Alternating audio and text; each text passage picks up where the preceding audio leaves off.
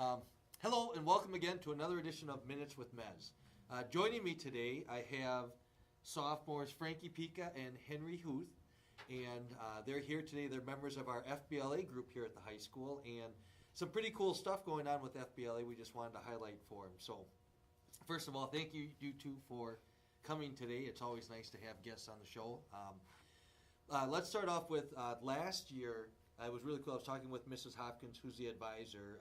Both Henry and Frankie qualified for the FBLA national competition, and I think it's been over 10 years since anybody here at the high school has qualified for the national competition, which I believe was in Baltimore, Maryland, Correct. over the summer. Yes. So there's levels of competition.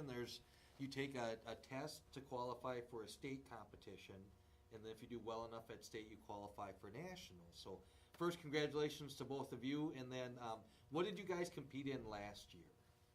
I competed in Intro to Business Communications. It's a grammar and writing test. Okay. I competed in agribusiness, which is it's also a test. It's 100 questions in 60 minutes, and it tests your knowledge of the topic of agribusiness, how to manage a farm and a business, and the economic principles that go with that. Okay. Very cool. Stuff that's way over my head. That's pretty awesome. So, so you guys went, and how long was nationals in Maryland? It was the 28th of June to the 2nd of July, so 4 days we were there. The actual event itself only took like an hour. We were there took the test the day after we got there, and then the closing ceremony was the night before we left. Okay. And was it pretty cool? What's your favorite memory from that experience? Well, each state gets their own pin, and you can buy your own state's pin, and you can trade your state's pin with other people from different states. Okay. And so I got a whole bunch of state pins, and that was probably my favorite part. Okay. And Henry? I enjoyed getting to travel, getting to go around Baltimore, see all the buildings, the city, go to see the harbor, everything that Baltimore has to offer. Okay, very cool. And if I'm not mistaken, I think this year you guys just had your testing to see if you qualified for the state competition. I think that was earlier this week. Yes. And I'm assuming both of you guys are testing again and going through that process. And what events are you doing this year? I'm competing in political science. It's another 100-question test about government functions, agencies, and just politics in general. Okay. I'm doing agribusiness again. Agribusiness again, okay. And our FBLA group actually is pretty active. About how many members do we have that participate in FBLA, would you guess to be? Around 30. Around Yeah. 30. So, yep. So, again, very cool. It's great. You know, there's so many different clubs. We try to highlight those here at the high school. And thank you guys for sharing your experiences with us. And best of luck on those tests to qualify for state. Thank you. All right, just a few other general announcement things from the high school. A very busy end of the month coming up.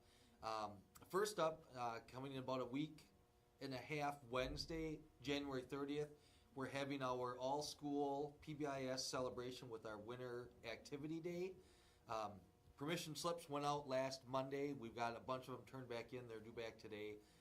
But this is where kids can select all kinds of different activities. We're taking groups cross-country skiing, downhill skiing, ice skating. We're going to Action City in Eau Claire. We have a group that's going ice fishing. Just lots of different opportunities to get out and really enjoy being outside and experiencing some of what we enjoy living up here in the northern part of the state. So hopefully, parents, you have seen those forms from your child.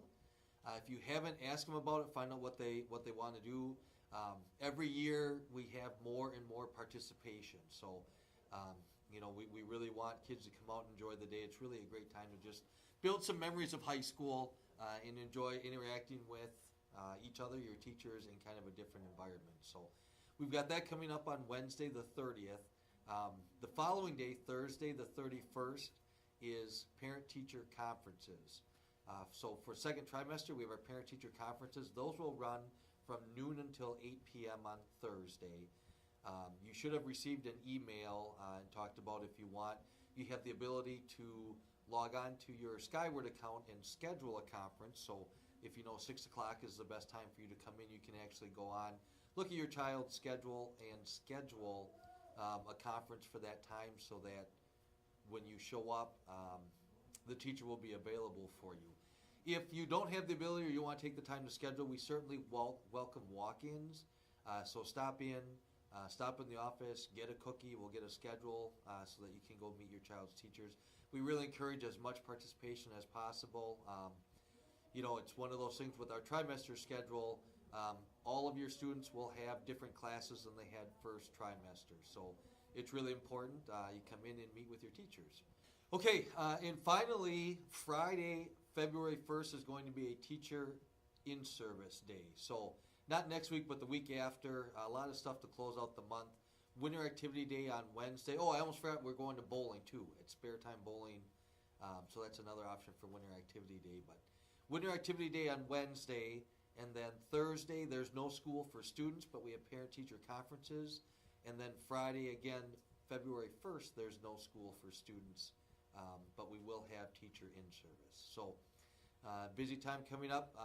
Next time when we meet in February, we also have a lot of exciting things coming up. We'll do some talk about scheduling, state testing, things like that. So thanks for joining us today, and I look forward to talking to you again next month.